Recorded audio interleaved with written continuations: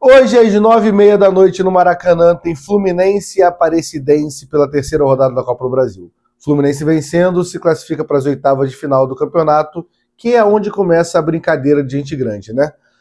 Você pode enxergar de duas formas o Fluminense nesse momento. Um time que perdeu somente um jogo nos últimos 8 jogos, que é verdade, ou um time que está 3 jogos sem ganhar. Não ganhou do Vitória, não ganhou do União Espanhola no Chile e não ganhou mais uma vez do Botafogo. Você pode, antes do jogo começar, enxergar esse jogo, enxergar o Fluminense de duas formas. Ou com o copo meio cheio ou copo meio vazio, como os fatos que eu dei agora para você. E aí, sinceramente, após a derrota do Botafogo, mais uma, eu entendo muito até a galera que está enxergando o copo meio vazio, porque realmente é uma parada, foi uma pancada que incomodou muito, tem incomodado muito o torcedor do Fluminense.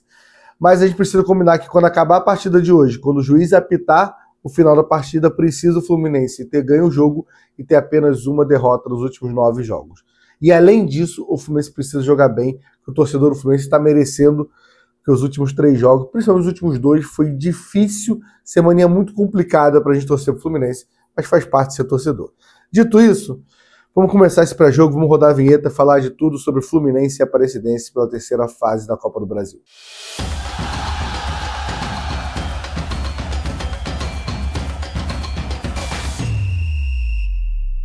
Vamos começar esse pré-jogo, mas vou pedir para você, deixa o like, se inscreve no canal. Deixa o like, se inscreve no canal, é um pedido, mas eu vou aproveitar aqui o espaço para agradecer também. Ontem batemos 11 mil inscritos, cara, muito obrigado, tá?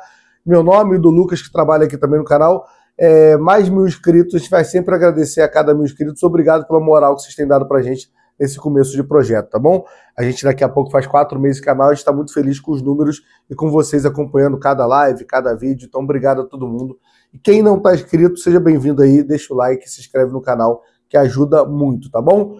Vamos lá falar de Fluminense, chega a terceira fase da Copa do Brasil, onde na primeira fase a gente eliminou o Águia de Marabá jogando no Mangueirão, uma vitória de 8-0, um time muito fraco, uma boa atuação do Fluminense.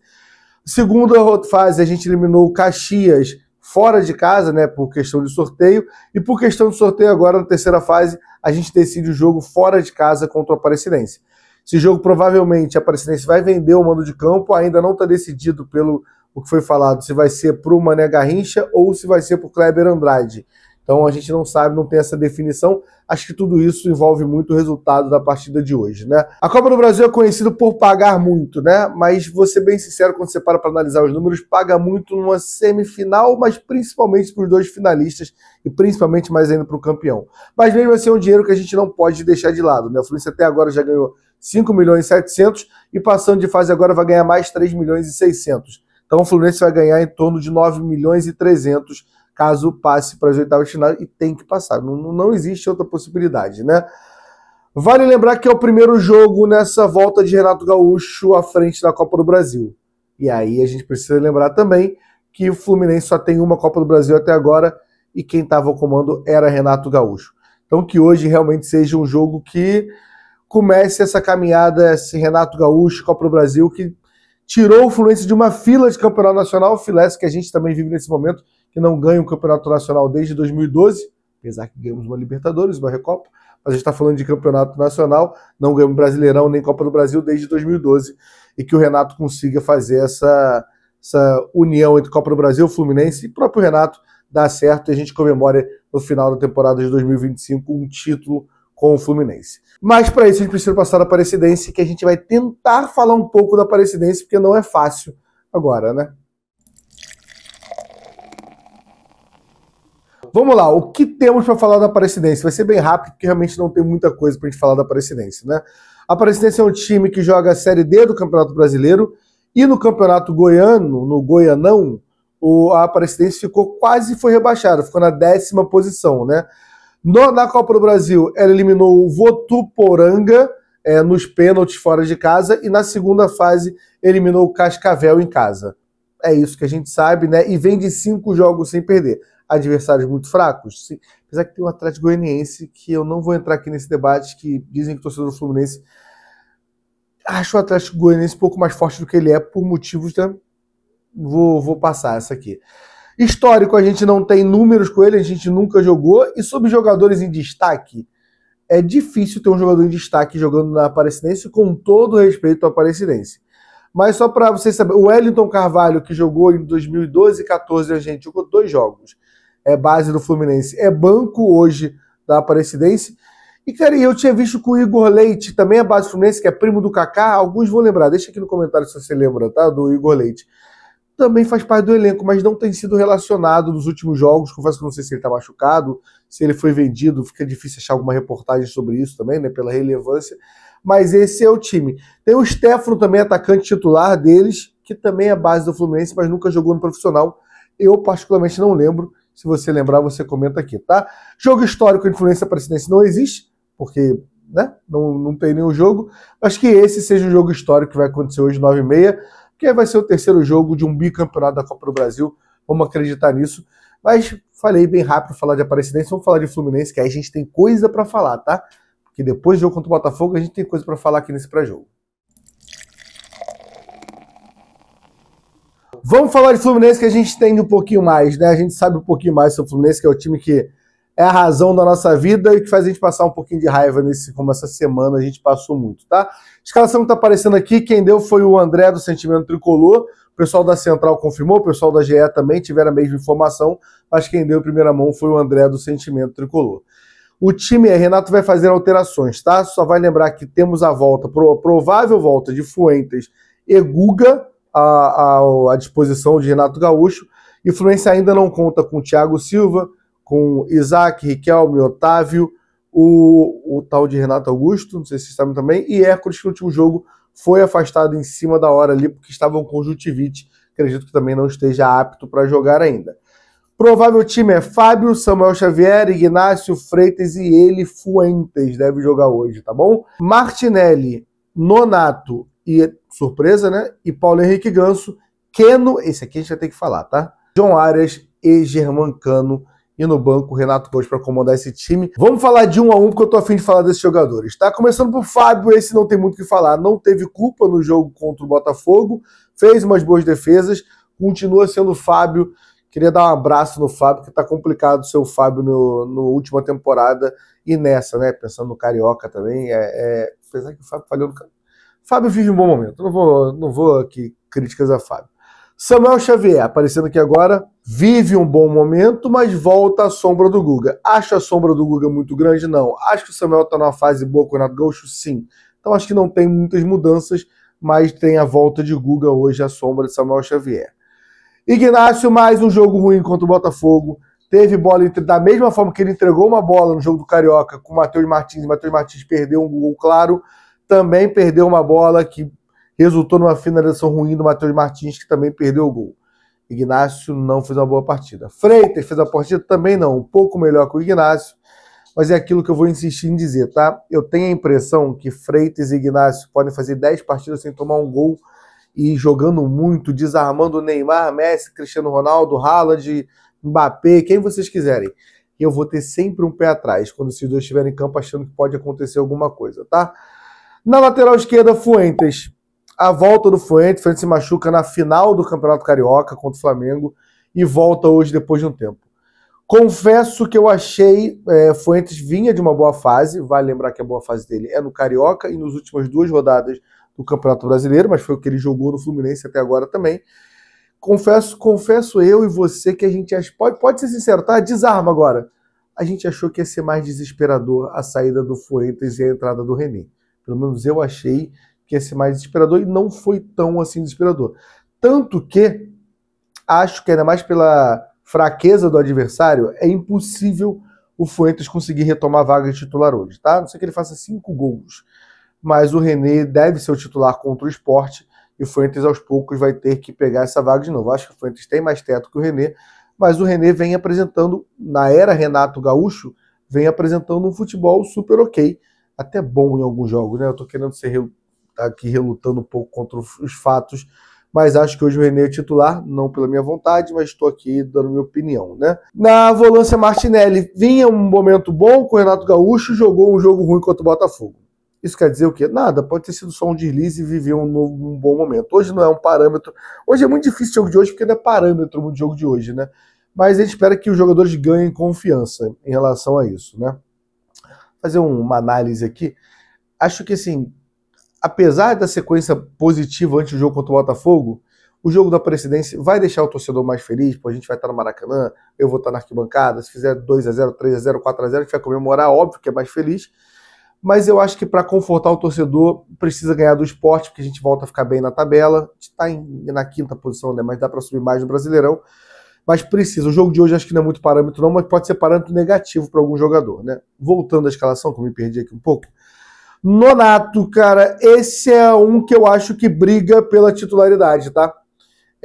Vinha, apesar de entrou contra o Botafogo, não jogou tão bem, como o time praticamente todo, mas vinha de bons jogos com o Renato Gaúcho, renovou seu contrato com o Fluminense, e assim, nessa concorrência, Bernal e Hércules também não é uma concorrência forte demais nesse momento, apesar de achar que o Bernal vive a briga com o Nonato nesse caso. Meu time titular hoje, um jogo decisivo, seria Martinelli, Nonato, Paulo Henrique, Ganso, que eu vou falar agora. Bota a fotinho dele aqui, tá? Tô achando que tá com a técnica em dia, mas faltou muito físico contra o Botafogo, ainda mais contra o Botafogo, que é um time muito físico. Acho que Renato fez uma leitura errada de deixar o Ganso muito tempo em campo. Claramente tem uma hora no primeiro tempo que ele volta marcando e ele para no meio do caminho, porque ele tá fisicamente não tá bem ainda. E faz parte do processo de volta do Paulo Henrique Ganso, que a gente está falando do Ganso como se fosse a quarta, quinto jogo dele da temporada. É aquele time que estava enfrentando ali o Maricá no Campeonato Carioca. Então, acho que faz parte do processo, mas hoje é um bom jogo para ele ganhar esse ritmo de jogo, né? Na ponta direita, John Arias, que apesar do jogo horroroso do time do Fluminense, eu achei que jogou bem. Às vezes dava pena, tem um lance que ele até erra um calcanhar, ele toda hora ele arrastava a bola, dava aquele giro, driblava alguém, como ele sempre faz, pegava a bola e não tinha ninguém para ele trabalhar na frente. Então jogou meio que sozinho, mas mesmo no jogo ruim botou a bola na trave, na travessão, batendo falta, sofreu pênalti, sim, foi pênalti, vou manter minha posição, que para mim foi muito pênalti, o time jogou mal, não merecia ganhar, não merecia nem empatar, mas foi pênalti, e não empatou por causa disso, porque o erro de arbitragem que é horroroso. Abraço ao Bruno Arleu de Araújo, que eu espero que não apite o jogo do Fluminense durante um bom tempo. Então, Arias, para mim, vive um bom momento. Na ponta esquerda, aí é uma novela, tá? Keno vinha entrando com o Renato, até vinha entrando bem. Aí o Canóbio jogando mal, a torcida pedindo o Keno de titular. Aí Keno viaja com o elenco reserva, a gente debate que talvez o Keno tenha ficado chateado de viajar. Keno joga com uma... Não tem como a gente afirmar isso, mas aparentou para a torcida uma má vontade muito grande. Aí no jogo seguinte... o Serna entra, ele é banco do Canóbio, ele é banco do Serna, ele é banco do Paulo Baia, que nem ia ser relacionado, só entrou por causa da conjuntivite do Hércules, faltando 1 hora para soltar o time titular. A gente teve essa informação. E o Keno ficou para trás. Na minha cabeça, eu cravei que tinha alguma coisa extra-campo em relação a isso. Keno tinha reclamado, até pelo histórico recente do senhor Keno, né? Eu achei muito. E achei que ele ia ficar na geladeira. Aí do nada hoje ele é titular. Talvez não aconteceu nada, é alguma coisa que a gente não sabe que no futebol acontece. Ele pode ter tido um piriri no banco. E aí avisou o Renato, cara, não tô conseguindo entrar. Pode ser. Ou ele pode ter realmente o Renato achado uma má vontade e ele pediu desculpa, ele pediu uma chance. Pode ser também. Pode não ser nada também. E a gente tá aqui só especulando. Mas bola no pé, para mim, com a bola no pé, eu acho que é o melhor ponto ali pela esquerda. Claro que tem o Riquelme e o Felipe, moleques novos ainda, né? Apesar de jogar mais pela direita. Mas hoje, bola no pé, eu acho que o Keno tem mais, mas tem me incomodado a postura do Keno em alguns momentos. Na frente, Germancano. São 4 gols na Copa do Brasil. Atual artilheiro, empatado com o Luiz Fernando, do Atlético Paranaense, que vai brigar por mais uma artilharia e é um jogo para ele fazer gols. Então eu espero que hoje ele tenha oportunidade, que toda oportunidade que pare no pé dele, na cabeça, na barriga, como onde ele quiser, ele coloque essa bola para dentro e aumente para a gente chegar logo na barreira dos 20 gols e subindo cada vez mais a história de Germancano no Fluminense. E na beira do campo, Renato Gaúcho, que sofre seu primeiro revés contra o Botafogo. Acho que falhou. Tem um ponto ali que eu acho que cravo muito que ele falhou, que é o fato de voltar com o mesmo time. Tomou um amasso no primeiro tempo, voltou com o mesmo time e jogou um holofote para ele quando ele decide não viajar. Ele não viajar, não é o time não, tá? Ele decide o time e também fica. Não viajar para o escola, que eu até achei ok. Não vou ser hipócrita aqui, ser engenheiro de obra pronta. mas ele deu all-in. Ele apostou todas as fichas que ia ganhar no Botafogo. Não ganhou, ele está com a banca ali vazia. Então precisa fazer boas atuações hoje contra o Sport, contra o São José, para a gente viajar para pegar o Atlético Mineiro com essas 3 vitórias na bagagem, tá bom? Vamos falar das apostas para os de hoje, que tem uma curiosidade aí.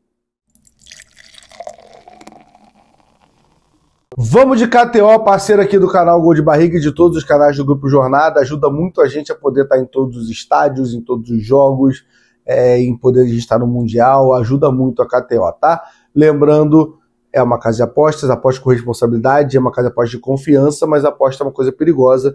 Não vá apostar achando que é dinheiro certo, apostar dinheiro para... Não, tenho R$1.000 guardado, vou apostar para virar 2.000. Não é uma coisa certa. Aposta com responsabilidade. Para maior de 18 anos também, tá? Isso é outra coisa clara. Voltando, vamos lá. O Fluminense, de todos os confrontos da terceira fase, tá claro que da primeira parte da terceira fase, né, desses jogos de agora, como o Fluminense é mandante, o Fluminense é o mais favorito pelas odds da KTO. O Fluminense está pagando 1,13 e a Aparecidense pagando 18, como vocês estão vendo aqui. O Fluminense é muito favorito. Não dá para apostar na vitória do Fluminense, porque não tá pagando quase nada, né? Mas fui cauteloso, tá? Botei Fluminense ganhando até o primeiro tempo, ou seja, quando der o intervalo, você vai estar ganhando de 1-0, 2-1, 3-0, 2-0, e quando acabar o jogo, você vai estar ganhando também. Então é Fluminense ganhando no intervalo e ganhando no final do jogo. Não precisa o Fluminense ganhar no segundo tempo e ganhar no primeiro, tá?